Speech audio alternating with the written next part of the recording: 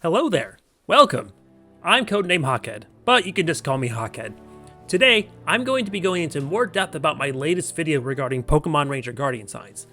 What exactly is it that I'm doing, what are my plans, why I'm doing what I'm doing, as well as some other information that I didn't go into detail in my intro video, like that one bit about the infinite Deoxys. This whole project has been, a few years in the making. I could have spent way less time on getting all of this out, but a number of factors kept me from making it a priority. Mostly a lack of motivation and schedule conflicts between myself and my friends helping me. But fortunately, that's all in the past. We're here, so let's get into it. First, what exactly is all of this? What's going on? In case you haven't figured out by the previews, I'll be playing Pokemon Ranger Guardian Signs multiplayer with a group of friends. And not just one, and not even two, but three. Yes, 3 of my friends will be joining me. A full house of 4 players. I have to say, I'm pretty blessed to have enough friends willing to do this with me. I know this is not an opportunity many people have now, nor had back when this game came out and was more accessible and on people's minds at the tail end of Gen 4. That's not all this project entails, but first we need to go over the why.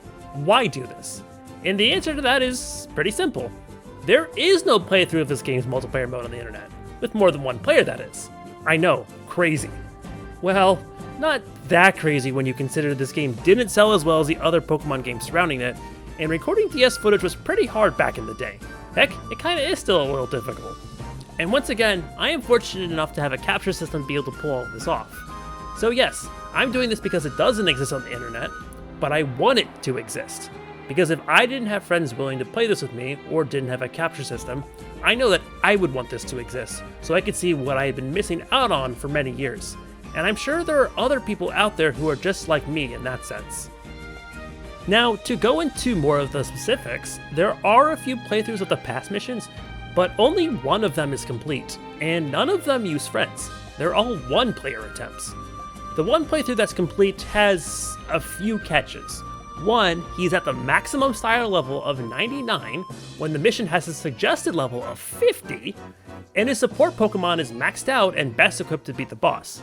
And 2, his footage is actually sped up to make it seem like his normal speed. I believe his computer couldn't keep up with the emulator's speed because DS emulators running at 100% speed in 2011 was kind of rare. So because he's playing at a slower speed, he actually has a significant advantage. I'm not blaming him at all, because what other choice do you have? But I thought it was important to mention. There's also another playthrough out there from someone I follow, named Dynamo Jono, who decided to halt his playthrough at a certain mission that I may or may not have mentioned in my intro video, and thought I would be completely stuck out for the longest time. Yeah, the infamous enter this room 10 times and get bodied by Claydol and Bronzong? Yeah, that one. So in case it wasn't clear how bad that mission is by yourself, well, there's some more evidence right there. Anyways, that's kind of it for playthroughs you can find on YouTube. I remember seeing a video over a decade ago of some Japanese players going through the special Deoxys mission, which again, I'll get into, but I can't find that video anymore. I don't know if I got taken down or if YouTube's terrible search system in the modern day makes it too difficult to find. I'm not really sure. But anyways, yeah, footage of this game is minimal, and there's no actual multiplayer playthrough of this game on the internet that I can find in English. So here I am, making that very thing happen. It'll be fun. However, a full multiplayer playthrough is not the only thing that will be happening.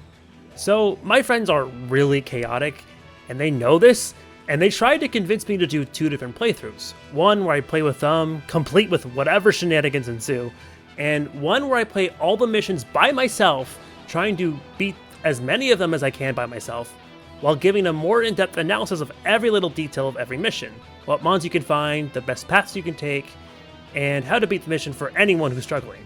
At first, I wasn't on board with the idea, as I knew how much work it could be, especially for someone like me who doesn't have much Let's Playing experience.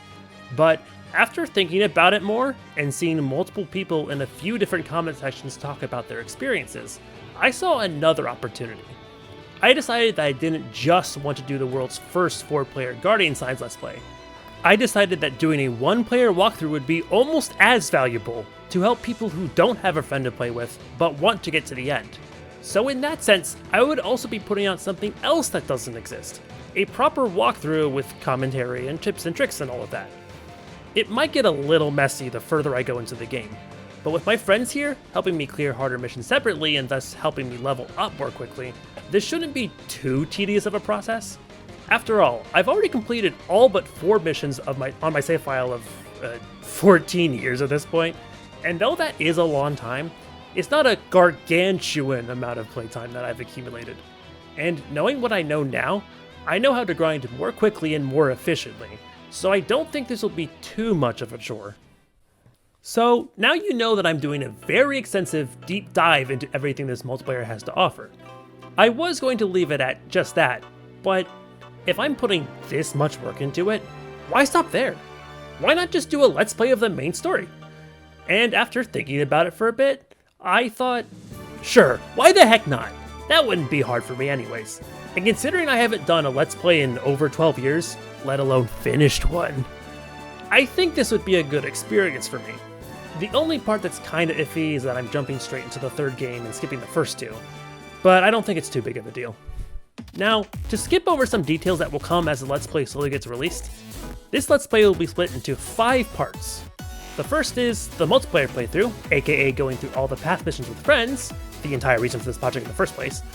2, a 1-player playthrough of all the past missions, attempting to go into every detail about each mission, go over the multiplayer story mode, and overall trying to be a cohesive walkthrough. Keyword trying. 3, a good old let's play of the main single-player campaign, just going over the story specifically. 4, going through all of the extras in single-player, mostly all of the side quests, but also including fighting hidden Pokemon to capture and complete the glossary. And 5, playing all of the extra and special missions that were not available to everyone, and how to gain access to them in the modern day. Now, let's finally go over the Deoxys mission, shall we? So I first came across this information on Bulbapedia 3 or 4 years ago, I can't remember, when I was revisiting my old save file and looking to see what information was on this game out there. Bulbapedia has some information, but not everything. But this one part caught my attention. Apparently, clearing the mission multiple times allows you to transfer not just one Deoxys, unlike the other special missions only giving you one special Pokemon, like the Manaphy, Heatran, and Shaman missions. Even if you start a new game, it's like this doesn't change at all. No, each time you clear this mission, you get a new Deoxys to transfer, regardless of what you distributed before. I was floored when I found this out. Each Generation 4 game limits how many of a given mythical you can receive, so you can only still receive one Deoxys per game. But if you have multiple games, and have friends with games as well, each game can receive one Deoxys each, as long as you're willing to complete the mission many times. This is kind of crazy, as Deoxys was one of the harder mythicals to obtain back in Generation 4. It actually was the only mythical I was missing for a long time, until I used certain other methods to get it. Unfortunately, there are a few catches to this. First, you had to download the mission when it was available, which was only in the first 3 months that this game was out. If you missed it, then you couldn't get it anymore. It is still possible to get it today, but back when it came out, there wasn't any other feasible way to get it. Secondly, as I hinted to in my other video, this is a multiplayer mission. You are required to play with at least 2 players in order to complete this mission and get the Deoxys, and the mission's description is extremely clear about this. This is the only multiplayer mission that's like this. This is because there are 2 switches not too far into the mission that must be stepped on at the same time to reveal a path forward. These multiplayer switches do exist in some of the other past missions, but they're never required to beat the mission, they just simply give you extras like power-ups, time extensions, or even exclusive Pokemon. The only footage of this mission that I can find online uses a cheat that allows you to press all switches with just 1 player. So once again, something that there isn't 100% perfect footage of, but I'll be changing that. Okay, so now I finally explained the special Deoxys mission, and I've told you about the type of playthrough I plan to record on this channel. But there's one more thing. This won't be just any playthrough showing everything there is to see in this game. This will be an entire 100% playthrough. Now, how is this any different from anything else I've talked about until now? Well, there's one not so tiny mechanic of this game's multiplayer that makes obtaining everything not as easy as it looks. 100% completing the game's main campaign is actually quite easy and not too time consuming. Beating every past mission is very difficult without friends, but if you do have 1 or 2 to help you along the way, it's very doable. But there's one more thing I need to talk about to show you why exactly 100%ing this game is no simple feat. Slates. Slates are a pretty important part of the pass, as they give you access to new support Pokemon. Since you only get to use one support Pokemon per mission, having a bunch of different assists to switch in between missions for better matchups is important for taking out certain bosses. There are a total of 223 slates to obtain, and there are 2 ways to obtain them.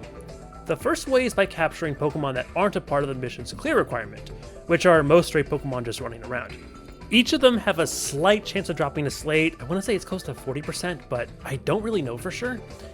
But if you are able to clear the mission, then the slate will reward you at the end with either the Mon that dropped it or something in its evolutionary line. It's usually an 80% to drop themselves and a 20% for the pre-evolution or evolution depending on what Pokemon it is, but there are some exceptions. Grinding these out can be time consuming, but once you get used to how these missions work and what their layouts are, it just becomes simple grinding. Getting most of these can be a slight hassle, but nothing extremely difficult, it's just your standard RNG fast. The second way to obtain slates is where things get very dicey. Whenever you complete a mission, you are given a rank, C, B, A, or S, depending on how much time you had remaining when you defeated the boss. The higher the rank, the more AP you receive, which helps you level up your styler and gives you points to upgrade your support Pokemon. But the other thing that this does, if you rank high enough, is give a new slate to all players in the mission. Each of the 24 missions have different slates that drop depending on your rank. C and B ranks don't award any new slates, but achieving an A rank drops a guaranteed slate to all players. Most of these can be obtained from other random captures, but some of them can only be obtained this way.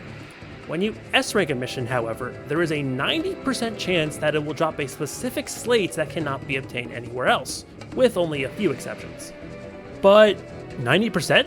Where did the other 10% go?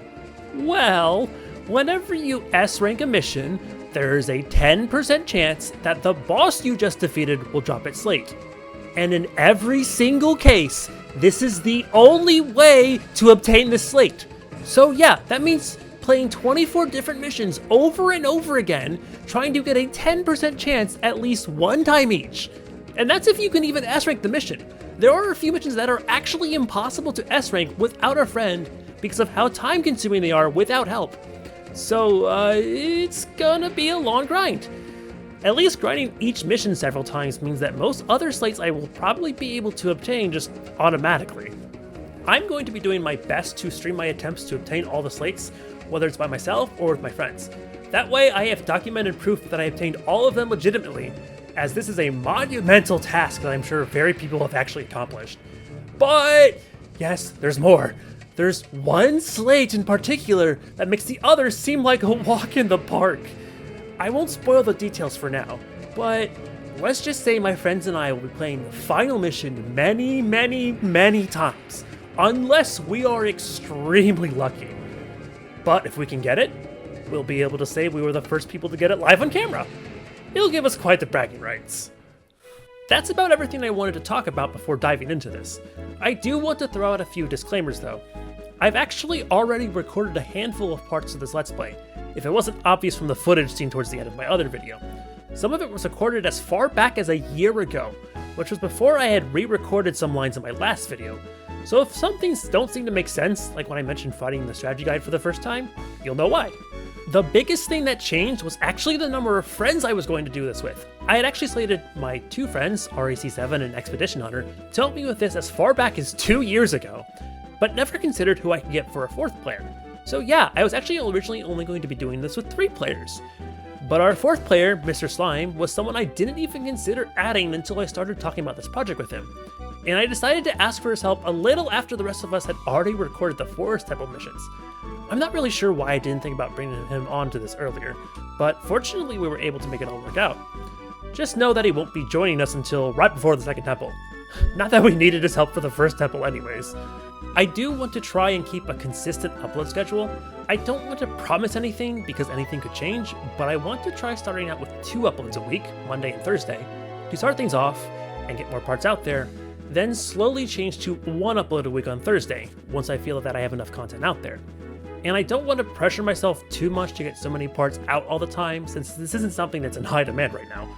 I think I will start with a few story parts, then skip ahead to some multiplayer, then come back to story parts plus side questing, then come back to multiplayer plus past mission walkthroughs once I get to the part of the story that actually unlocks multiplayer, since it takes a bit to get there. Since the multiplayer missions can otherwise be played at any time, I'm not exactly sure what parts will come out in what order, but I'll figure it out as I go along, and I will try my best to have an upload once or twice a week. But again, no promises, anything could change. Finally, I wanted to really emphasize what my goal is for all of this. Once again, I just want this to be something that exists, since it doesn't already.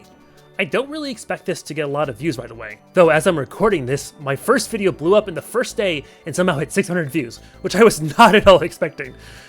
But now activity has died. YouTube algorithms surely are the world's biggest mystery, aren't they? Anyways, while it's really cool to see this grow a little more than I expected, my goal is not to get popular or a lot of views. My end goal for this is for this to be out there for anyone who might need it. This is something I expect to slowly get some views in the future when anyone remembers this game, pulls it out again after some time, and gets curious about the mode that they can never conquer. I want this to be a resource to help them finally get past this part of the game that has bested them for so long. I want this to be out there to let them see what they missed out on, and on the 4-player side of things, see how the developers intended for this to be played. And even if it likely won't give me a lot of attention, at least I'll have some mega bragging rights. That's all from me for now, and I hope you look forward to this journey. See you guys soon. Over and out.